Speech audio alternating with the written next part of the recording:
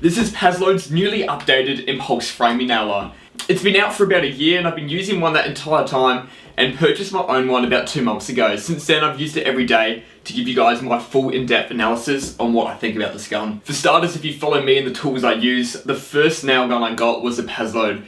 This is about 5-6 years ago, so it was an older model, and that gun was still great, but over time it did come with a few problems, and I did switch to some new, trendier, battery-powered guns. This gun is a hybrid, it's powered with the battery, and we've also got the fuel cell which slides in the back. Obviously, changing away from the Paslode, it's a bit cheaper, you're not expending as much money on these fuel cells, but evidently, those battery nail guns didn't quite have it in them, and I'm back with the Paslode. We'll leave it to another video to discuss the pros and cons of the battery nailers compared to the Paslode. But to briefly summarise a few things about this Paslode, firstly, the weight difference. So with 3.3 kilograms, this is the lightest framing nailer on the market. I can use one of these for an entire day without the battery and gas dying. The battery life does last a lot longer since it's not using as much battery since you've also got the gas.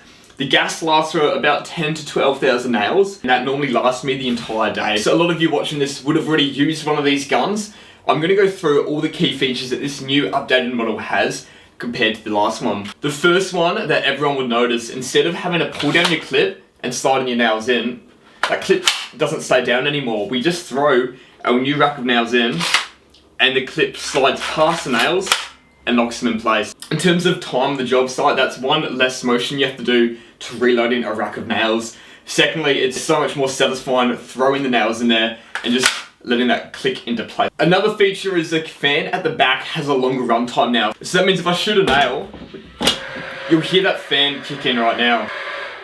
So you can see that stays on for a while. And the reason they've extended the fan time on it is so the gun just remains cool when you're doing rapid firing. This gun can still shoot fairly fast. It doesn't have a bump fire mode, but we can still get out nails relatively quickly, and that's going to heat up the gun. So this extended fan time just means that fan's going to be going that entire time just to cool down the tool. As we can see, the handle is slightly different. The shape of the tool is the same. There's just a bit more rubber on the handle, so you have an easier grip when holding it. The top of the tool also has a bit of rubber at the front here and a bit of a different design, and that just means when we put it down like this to rest the tool, it's going to grip onto the surface a bit more and it can stay standing up like this. And there's a bigger battery notch for easier battery removal. So it's easier to remove the battery. One thing I've struggled with Paslodes is these batteries do get quite stuck, and right now I'm trying to remove it with one finger. Sometimes it's a bit hard. You need to get your 2 fingers and really push it out. I've had times where they've got well stuck in there, and I've passed it around a few co-workers and we've all just really tried to push that battery out. Talking about batteries, this is the reason why I got rid of my first Paslode. When you put your batteries in,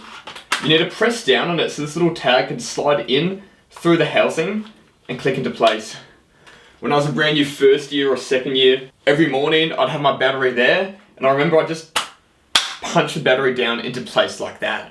Normally that's fine. I hope you guys don't do that, because after time, that little lip in the battery did break off, meaning the batteries wouldn't sit into place. I used to have to slide a bit of timber in with the battery to really wedge it in place, because otherwise it would just drop out when I'm not using it. Paslode also claim that this is 15% more powerful than the model that was released in 2016. Now, some common specs about this tool, which is the same from the last model. It does drive that same 50 to 90mm nails into timber. We'll give it a few shots a bit later and see how it really does perform. It takes an hour to charge these batteries, and you can get 9,000 shots per 1 hour of charge time. So it's 9,000 shots for the battery, and that gas can stay in there for up to 12,000 shots. So obviously when you change your battery and gas, it's going to be out of sync. If you got one of those days though, and that battery and gas die at the same minute, you know how much of a headache that is. There's nothing worse than running down to the car, changing the batteries over, going back to your job, and a minute later that gas stops working. That's a very rare occurrence though. I'm not sure if they've done anything, but I do find the trigger in this model to be a lot easier to press down. And it's a very minor detail, but when you are shooting 10,000 nails a day or thousands of nails a day, and you keep pulling back that trigger, a bit of a lighter trigger is going to make a significant difference in that long period. I love the teeth on this gun. They've got aggressive sharp teeth. And that means when I'm skewing a nail, those teeth are really going to dig into the timber and this gun isn't going to slide.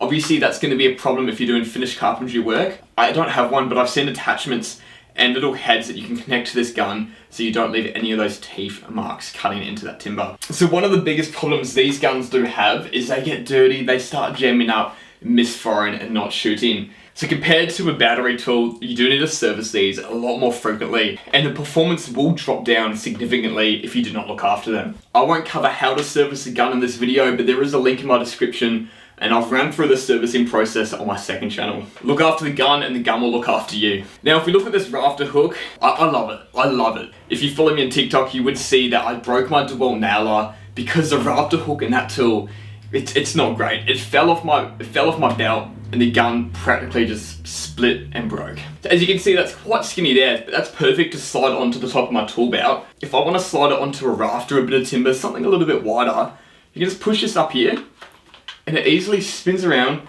And you can see we've got about 50 to 60 mil there, so I can easily slide that over a 2x4, a bit of 90-45, and just hook it securely there. That 90-degree angle is needed in Rafter hooks. You can't have it coming out on the angle like that because the tool is just going to be loose. You need these to be secure, and I like the depth that this Rafter hook has as well. I probably should open up the box. Let's see what we get with this gun. So I did buy this gun from Sydney Tools. It cost me $950. It did come with a hoodie from Sydney Tools.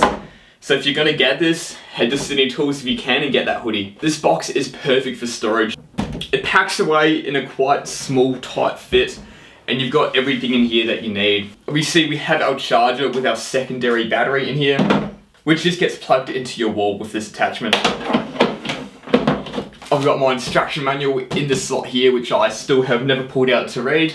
There might be some important bits of information. If anyone's ever read that, let us know all about it down in the comments. They do come with safety glasses in this case as well. Mine are missing. I do use them all the time. I love the Paslode safety glasses. They are a set of wide glasses, so it's great protection across your eyes. And we do just have our little hex head key, which if you watch that video on how to service this is going to be important. I want to ask everyone to start a bit of a debate, a bit of a discussion in the comments section. I am going to be interested to read all of these comments because I want to know, what guns do you use?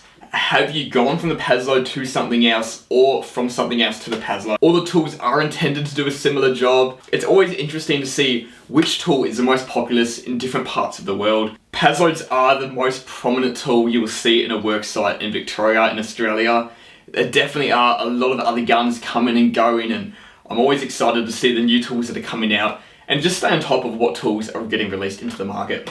Now let's see this tool in action. I've actually got some timber. I'm going to bring it in here and do the test in here. Firstly, here's a video that I filmed on my phone last week, and we can see how this gun handles when I skew a nail into a noggin. We can see how these teeth really do dig into that timber, hold the gun in place, and when you shoot, the teeth aren't sliding. So that is something I love when doing framing with this tool. And here's some 90x45 pine. And I'm just going to shoot a nail straight down into the thickness of this pine. These are 75mm nails going into 90mm timber, so they're going to be fully embedded.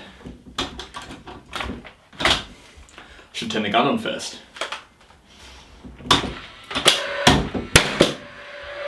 That is sticking into that timber by about 10mm. So that's gone all the way through. That's a very solid shot by the gun. So now we're going to see how fast this gun can go. I'm going to shoot 5 nails as quick as possible.